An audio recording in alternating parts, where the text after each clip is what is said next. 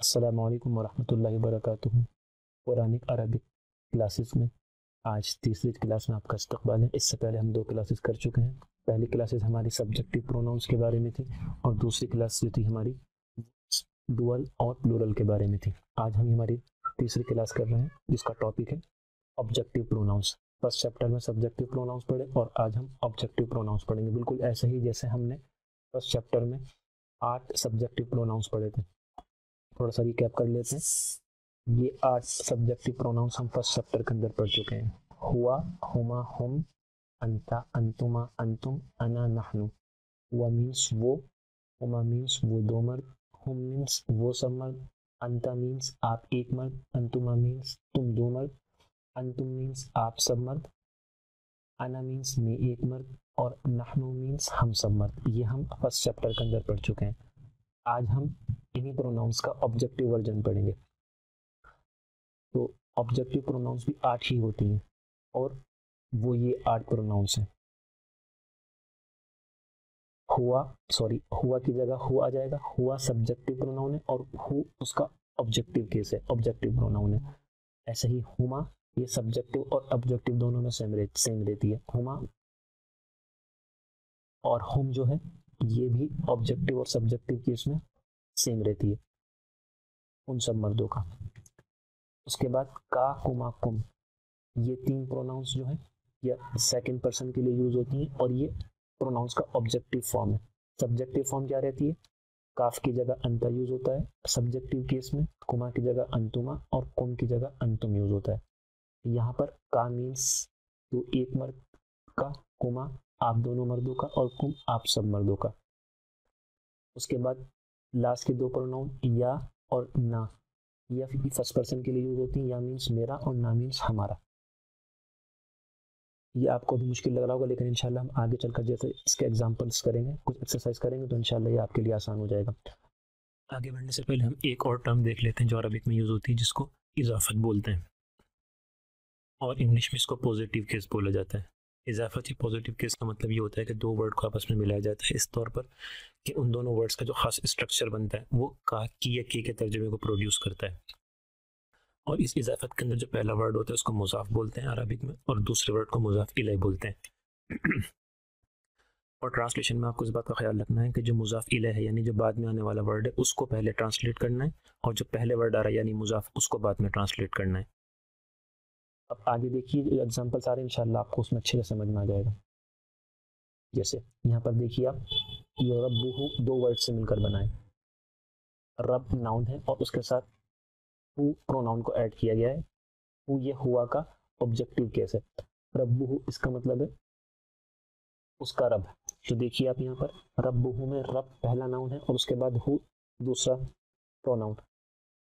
अब हम जब तर्जमा कर रहे हैं तो बाद वाले का पहले कर रहे हैं, हु यानी उस, उसके बाद का, की और के को ऐड कर रहे हैं। कोई भी एक वर्ड आप यूज कर सकते हैं तर्जमे के हिसाब से, ट्रांसलेशन के हिसाब से जो ज्यादा मुनासिब लग रहा है उसको आप ऐड कर सकते हैं। और उसके बाद फिर फर्स्ट नाउन यानी रब का तर्जमा करना है, उसका रब। ऐसे ही किताबुहु में ये भी दो वर्ड से मिलकर बना है। किताब एक नाउन है और हु उसके साथ उसका प्रोनाउन यूज किया जा रहा है। यहाँ पर भी हम पहले हु का तर्जमा करेंगे यानी उसकी और उसके बाद किताब। ये की तर्जमा कहाँ से आ रहा है? ये इसी स्ट्रक्चर से, किताब को हु के साथ मिलाने से जो एक स्ट्रक्चर पैदा हो रहा है यही स्ट्रक्चर इस की के तर्जमे को प्रोड्यूस कर रहा है, अलग से कोई वर्ड नहीं है। ऐसे ही रसूलुहु में रसूल एक वर्ड है और हु उसकी जमीर है, प्रोनाउन है। इन दोनों को ऐड करने से जब हम तर्जमा मिलता है हमें उसका रसूल। तो यहाँ पर भी हम पहले हु जमीर का तर्जमा कर रहे हैं, प्रोनाउन का तर्जमा कर रहे हैं और उसके बाद रसूल नाउन का तर्जमा कर रहे हैं। और मिसालें देखते हैं। रब्बुहु उसका रब, यहाँ पर भी रब नाउन है और उसके साथ हमने हु जमीर को, हु प्रोनाउन को जो ऑब्जेक्टिव केस है उसको ऐड किया तो रब्बुहु बन गया, इसका मतलब उसका रब। ऐसे ही रब्बुहुमा उन दोनों का रब, यहाँ पर हुमा को ऐड किया रब के साथ। रब्बुहुम में रब के साथ हुम जमीर को, हुम प्रोनाउन को ऐड किया, इसका मतलब उन सब का रब। ये का जो तर्जमा आ रहा है ये आप अच्छे से समझ लीजिए, ये स्ट्रक्चर की वजह से आ रहा है। रब को हु के साथ या रब को हुमा के साथ, या तीसरे एग्जाम्पल में रब को हुम के साथ जो मिलाने से एक खास स्ट्रक्चर बनना है, ये स्ट्रक्चर ही इस तर्जमे को प्रोड्यूस कर रहा है, का के तर्जमे को। ऐसे ही रब्बू का आपका रब, रब्बुकुमा आप दोनों का रब, रब्बुकुम आप सबका रब, रब्बी मेरा रब और रब्बुना हमारा रब। ठीक है, तो हमने दो चीजें पढ़ी हैं। प्रोनाउन, ऑब्जेक्टिव प्रोनाउन के बारे में पढ़ा। 8 ऑब्जेक्टिव प्रोनाउन होती हैं, हु, हुमा, हुम। हु मीन्स उसका, हुमा मीन्स उन दोनों का, हुम मीन्स उन सब का। उसके बाद ये तीनों जो प्रोनाउन होती हैं ये थर्ड पर्सन प्रोनाउन है। उसके बाद 3 प्रोनाउन हमने पढ़ी है सेकंड पर्सन प्रोनाउंस, का, कुमा, कुम। का मीन्स आपका, कुमा मीन्स आप दोनों का, और कुम मीन्स आप सबका। उसके बाद लास्ट में हमने फर्स्ट पर्सन प्रोनाउंस के अंदर 2 प्रोनाउंस को पढ़ा है, या और नून अलिफ जबर ना।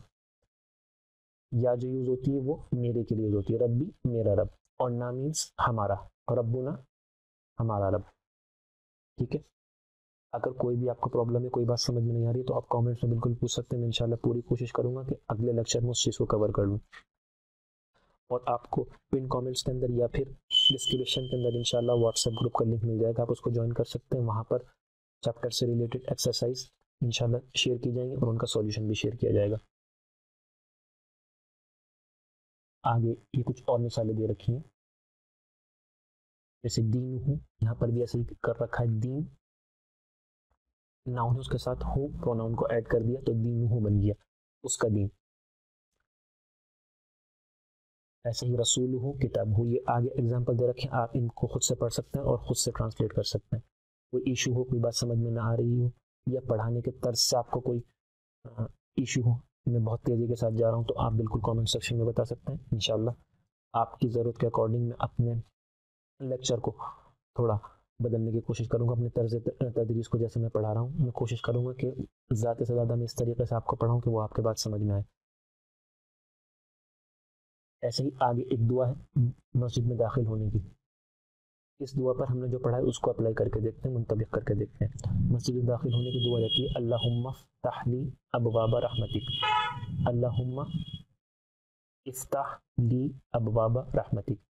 अल्लाहुम्मा मीन्स ए अल्लाह, इफ्ताह मीन्स खोल दे, ली मीन्स मेरे लिए, अबवाबा दरवाजे, रहमती का अपनी रहमत के। तो अब यहाँ पर जो हमें फोकस करना है वो इन 2 वर्ड्स पर करना है, ली। अब देखिए ली के अंदर या ज़मीर यूज हो रही है, जो हमने ऑब्जेक्टिव केस में लास्ट में पढ़ी है सबसे। फर्स्ट पर्सन प्रोनाउन में ये दूसरी प्रोनाउन है जो यूज होती है, या सॉरी फर्स्ट प्रोनाउन है, मीन्स मेरा, और लाम लिए के लिए यूज होता है, तो ली मीन्स मेरे लिए। और यहाँ पर ये दूसरा वर्ड जिस पर हमें फोकस करना है, जो हमने पढ़ा है वो यहाँ पर अप्लाई हो रहा है। आप देख सकते हैं रहमती का में काफ, काफ जबर का, ये जो प्रोनाउन है ये हम पढ़ चुके हैं ऑब्जेक्टिव केस के अंदर। ये हमने चौथी ज़मीर पढ़ी, चौथी प्रोनाउन ऑब्जेक्टिव केस में यही है। का मीन्स आपका, तो रहमतिक अपनी रहमत के दरवाजे। तो देखिए जो हमने पढ़ा है वो इस अरबिक दुआ के अंदर हमने अप्लाई भी करके देख लिया है। कोई भी इशू है, कोई बात समझ में नहीं आती, आप पूछ सकते हैं। इंशाल्लाह हम अगले चैप्टर में एक नए टॉपिक के साथ आकर से मिलेंगे। तब तक के लिए खुदा हाफिज़। अस्सलामु अलैकुम वरहमतुल्लाहि वबरकातुहू।